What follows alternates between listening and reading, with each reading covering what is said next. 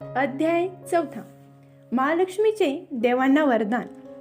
सूत पुढे म्हणाला, देवीने आपल्या पराक्रमाने महिषासुराला मारल्यावर इंद्रांसह सर्व देव तिची मनोभावे स्तवन करू लागले.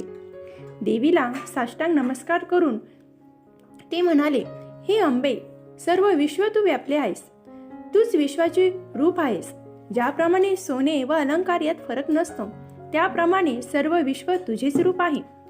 तुझा प्रभाव ब्रह्मादिकांनाही समजत नाही, तिथे आम्ही काय समजू शकणार. असे म्हणून देव पुन्हा विनम्रतेने म्हणाले, हे विश्व सांभाळण्यासाठी आम्हाला योग्य बुद्धी दे. अशुभाचा नाश आमच्या हातून करून घे. तुझ्या शक्तीमुळे मुक्ती प्राप्त होते. तू आमच्या कल्याणासाठी प्रसन्न होतेस व कोपलीस तर मात्र कुळाचा समूळ नाश करतेस. केवळ तुझे नाव घेता क्षणी सर्वांच्या भयव्यथा दूर पळतात. तुझ्या रूपाला व पराक्रमाला उपमा नाही, ती अतुलनीय आहे. तू सतत आमचे रक्षण कर.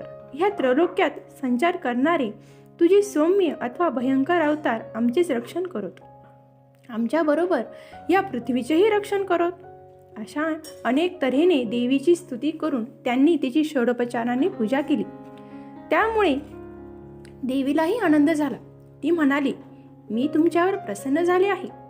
काय इच्छित असेल ते मागा. यावर देव म्हणाले, देवी भगवती, तू सर्वच केलेस. आता काहीच करायचे राहिले नाही. आमचा शत्रू जो महिषासूर त्याचाही वध केलास.